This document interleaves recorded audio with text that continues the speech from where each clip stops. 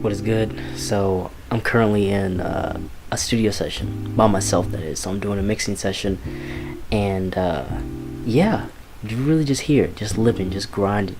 So I'm gonna show you what I'm actually doing, what my process is when I'm just by myself, and how I do things. Let's do it.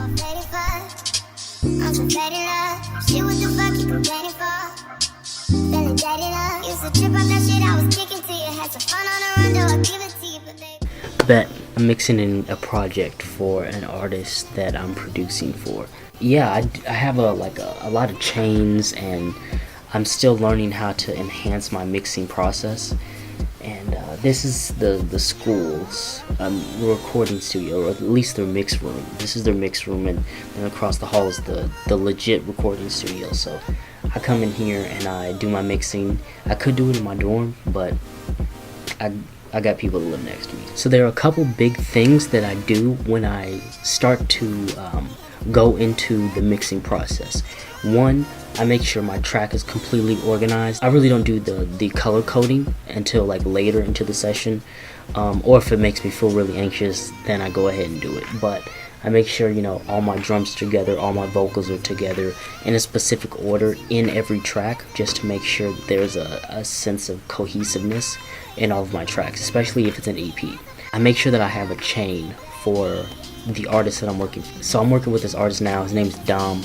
I created a chain for him a couple days back because I knew that I was going to be doing this. So I already scheduled in my calendar that I'm going to be doing this and staying here until a certain time, mixing a couple of his records for the EP. So I'll have, you know, EQ, compressor, a limiter that's at the tail end, and these are basically like stock plugins that I'm using. Then after that, I'll do some crazier things.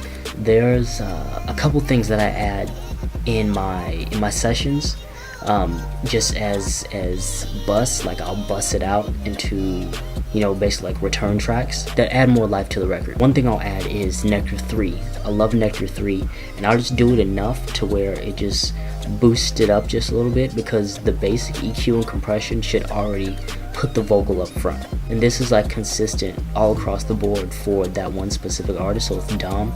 This is Dom's chain. This is what I'll use for Dom because it's catered to his voice.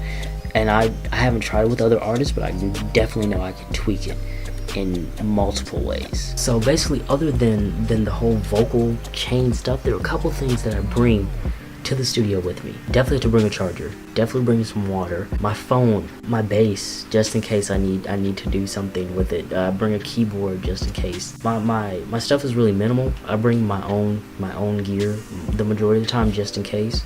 So I'll bring extra cables, you know, an extra XLR cable just in case I need it, or an extra 1/4 inch cable just in case I need it, or an aux cord.